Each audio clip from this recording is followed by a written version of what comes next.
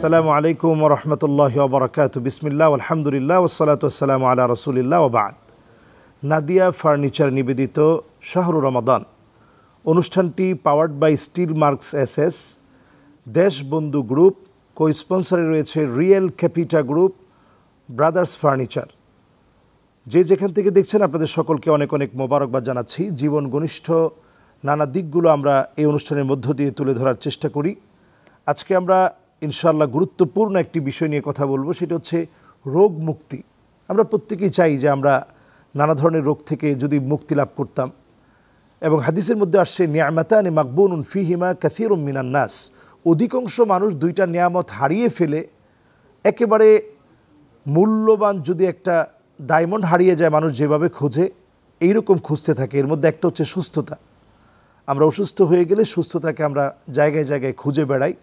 আজকে এই চমৎকার বিষয়টা নিয়ে, যিনি লাইফস্টাইল নিয়ে সবসময় চিন্তা ভাবনা করেন, গবেষণা করেন, এমন একজন মেহমান, তিনি আমাদেরকে কথা শোনাবেন।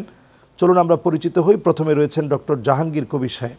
আসসালামু আলাইকুম ওয়া রাহমাতুল্লাহি ওয়া বারাকাতুহু। ওয়া আলাইকুম আসসালাম ওয়া রাহমাতুল্লাহি ওয়া বারাকাতুহু। এবং আমাদের সাথে রয়েছেন ডক্টর মোহাম্মদ রেজাউল হুসাইন, সহযোগী অধ্যাপক, ইসলামিক স্টাডিজ বিভাগ, জগন্নাথ বিশ্ববিদ্যালয়। আসসালামু আলাইকুম ওয়া রাহমাতুল্লাহি ওয়া বারাকাতুহু। ওয়া আলাইকুম আসসালাম ওয়া রাহমাতুল্লাহি ওয়া বারাকাতুহু। আপনাদের দুজনকে অনেক অনেক মোবারকবাদ জানাচ্ছি। শুকরান, জাযাকাল্লাহ খায়র। জাযাকাল্লাহু খায়রান। আমরা জেকে লাইফস্টাইল লিমিটেডের ফাউন্ডার চেয়ারম্যান জনাব ডক্টর জাহাঙ্গীর কবির স্যারের সাথে আমরা কথা বলবো।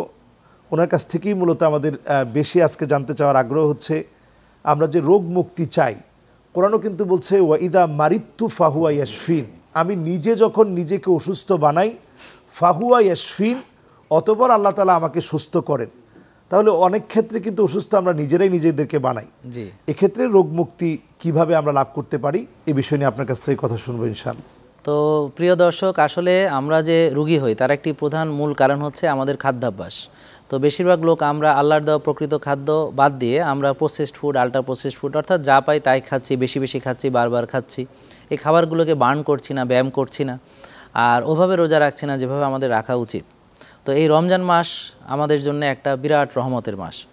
এর ফলে আপনি 60 থেকে 70টা রোগ থেকে আপনারা বাঁচবেন। তার ভিতরে গুরুত্বপূর্ণ ডায়াবেটিস, সকল রোগের জননী বলা হয়, উচ্চ রক্তচাপ নীরব ঘাতক বলা হয়। তো এই রোগ দুটোও আছে, এবং এর পাশাপাশি আপনারা যখন পূর্ণাঙ্গভাবে একটি মাস রোজা রাখবেন, রোগের যে মূল কারণগুলো দূর হয়ে যাবে। অর্থাৎ 60-70টা রোগের মূল কারণ হচ্ছে কোষে ওভারলোড, অর্থাৎ অতিরিক্ত চর্বি জমা, রক্তনালীতে চর্বি জমা, লিভারে চর্বি জমা, আরও বিভিন্ন জায়গায়, যেমন পেটে চর্বি জমলে আমরা মেদভুঁড়ি বলি, রক্তনালীতে চর্বি জমলে পরে ধীরে ধীরে অ্যাথেরোস্ক্লেরোসিস হয়, ব্লক হয়, ব্লকের কারণে হার্ট অ্যাটাক হয়, ব্রেন স্ট্রোক করে। তারপরে লিভারে চর্বি জমতে জমতে ফ্যাটি লিভার গ্রেড 1, 2, 3 পরে সিরোসিস পর্যায়ে যায়। এভাবে আমাদের অনেক রোগের মূল কারণ হচ্ছে অতিরিক্ত চর্বি জমা। আর হচ্ছে প্রদাহ। তো প্রদাহের মূল কারণ হচ্ছে নষ্ট খাবার খাওয়া, ব্যায়াম না করা, দুশ্চিন্তা করা, রাত জাগা, নিজেকে সময় না দেওয়া, নিজের যত্ন না করা। আর আরেকটা হচ্ছে টক্সিসিটি। টক্সিসিটি হচ্ছে ওই যে ওভারলোডের কারণে বাজে বাজে খাবার খাচ্ছি, সেটাকে ব্যবহার করছি না, ঘাম ঝরানো, ব্যায়াম করছি না। তো এই সবগুলোর মূল কারণ দূর করা হচ্ছে রোজা। রোজার মাধ্যমে আপনার টক্সিসিটি ডিটক্সিফিকেশন হয়, অটোফেজি হয়। জাপানি বিজ্ঞানী ওই সময় নোবেল প্রাইজ পেয়েছেন অটোফেজি আবিষ্কারের মাধ্যমে। তো সেলের ডিটক্সিফিকেশন যখন হয়, প্রদাহ যখন কমে যায়, ফ্যাট যখন বার্ন হয়, কোর যখন খালি হয়, এবং যে ডিফেক্টিভ প্রোটিনগুলো এটা রিসাইকেল হয়ে নতুন নতুন সংশ্লেষিত হয়ে ভালো প্রোটিনে পরিণত হয়। ডিফেক্টিভ সেলগুলোকে মেরে ফেলে বডি ভালো কোষ দ্বারা সেটাকে প্রতিস্থাপিত করে। এর ফলে আমাদের যে 60 থেকে 70টা রোগ আমরা ভালো হয়ে যায়।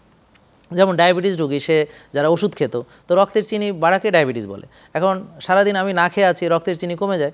তারপরে আমরা যখন এক্সারসাইজ করি, রোজা রাখি, তো যার ফলে কোষ খালি হয়, তখন অতিরিক্ত যে রক্তের চিনি সেটা কোষে ঢুকতে পারে। কোষ খালি হওয়ার ফলে প্রদাহ কমে, টক্সিসিটি কমে। তো দেখা যাচ্ছে ধীরে ধীরে ডায়াবেটিসের ওষুধ থেকে আমরা বের হয়ে যাচ্ছি।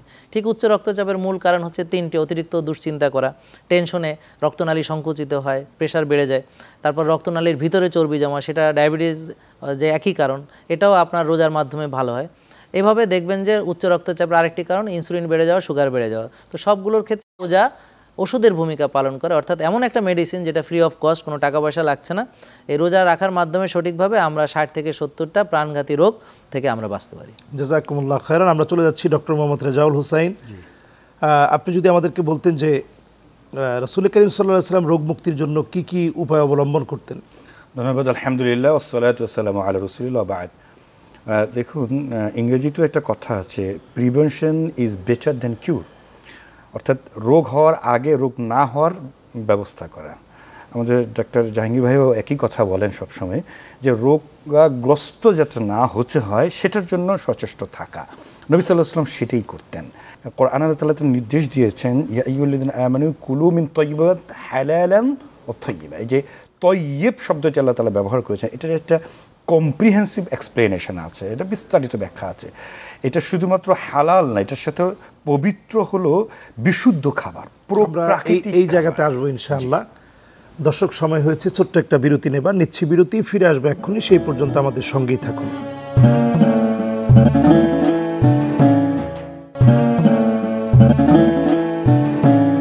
দর্শক, ফিরে এসেছি বিরতি থেকে। আপনারা দেখছেন নাদিয়া ফার্নিচার শাহরু রমাদান।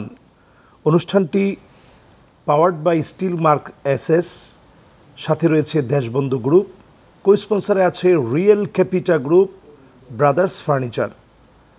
আমরা কথা বলছিলাম ডক্টর মোহাম্মদ রেজাউল হোসাইন সাহেব, তিনি চমৎকার বলছিলেন যে জায়গাতে আপনি ছিলেন। জি, এই যে তয়্যিব শব্দটা আল্লাহ তাআলা ব্যবহার করলেন, এর অর্থ হলো যে খাবারটা আমরা গ্রহণ করছি এটা একটা প্রাকৃতিক বা ন্যাচারাল একটা ব্যাপার আছে, এটা প্রকৃতিগত একটা ব্যাপার আছে। আমরা যখন সেটাকে আমাদের মতো করে সেটা বিভিন্ন রকম ফরমেশন করি, তখনই সেটার যে প্রাকৃতিক যে বিষয়টা, গুণাগুণটা, সেটা হারিয়ে ফেলে। আর এটাই কিন্তু ফাসাদ। আল্লাহ তাআলা এই ব্যাপারেও কিন্তু বলছে, ওয়ালা তুফসিদু ফিল আরদ, যে তোমরা ফাসাদ সৃষ্টি করো। এই ফাসাদ শুধু সন্ত্রাস না, কিন্তু এই ফাসাদেরও একটা বিস্তারিত ব্যাখ্যা আছে।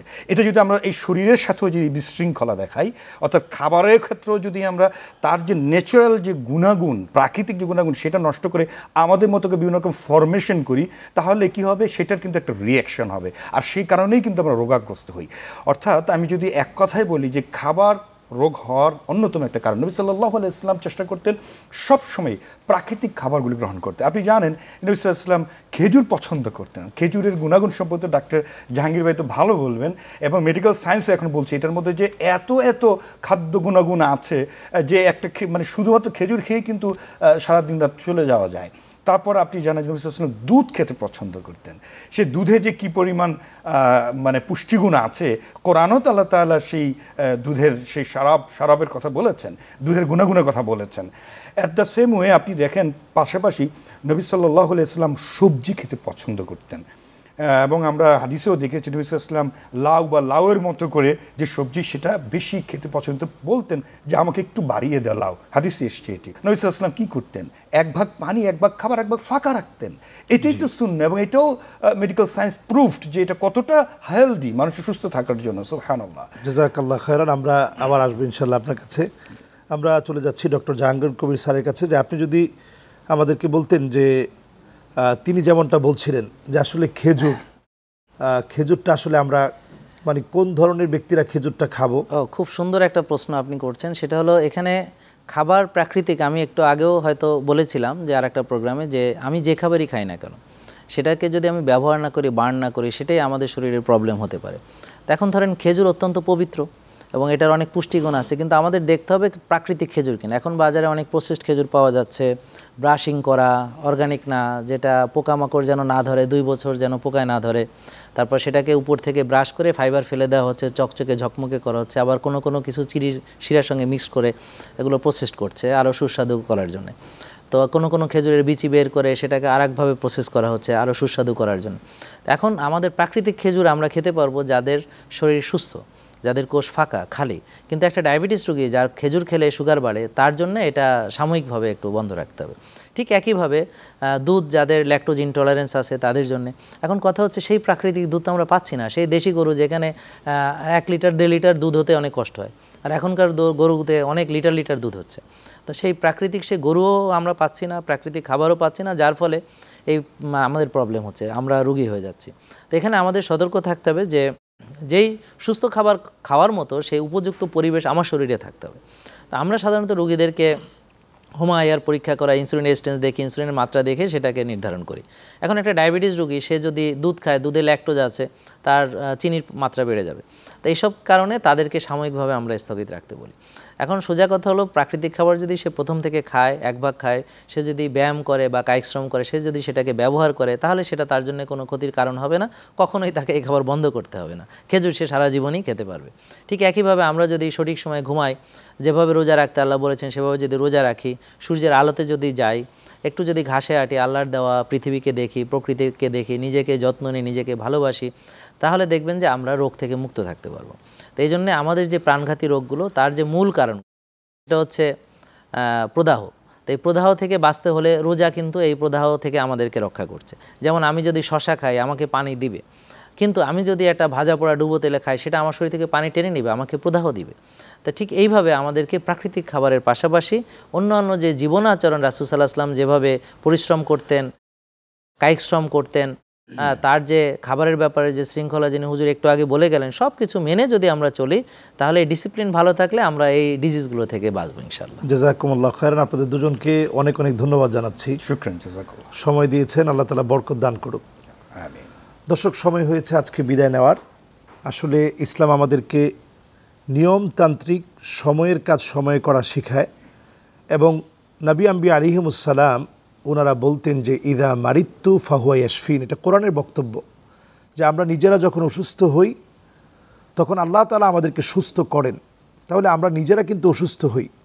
নবীজি এই জন্য সবসময় আল্লাহর কাছে পানা চাইতেন, আল্লাহুম্মা ইন্নী আউযু বিকা মিনাল হাম্মি ওয়াল হাযান ওয়া আউযু বিকা মিনাল আজজি ওয়াল কাসাল ওয়া আউযু বিকা মিনাল জুবনি ওয়াল বুখল ওয়া আউযু বিকা মিন গালাবাতিদ দাইনি ওয়া কাহরির রিজাল। বিভিন্ন রোগশোক থেকে নবীজি পানা চাইতেন, টেনশন থেকে পানা চাইতেন, সুন্দর ঘুমের জন্য আল্লাহর কাছে আকুতি মিনতি করতেন। আল্লাহ তাআলা আমাদেরকে সুস্থ সুন্দর জীবন দান করুক। আজকে এখানেই বিদায় নিচ্ছি, আবারও দেখা হবে, কথা হবে। সেই পর্যন্ত আল্লাহ তাআলা ভালো রাখুক, সুস্থ রাখুক নিরাপদে। আসসালামু আলাইকুম ওয়া রাহমাতুল্লাহি ওয়া বারাকাতুহু।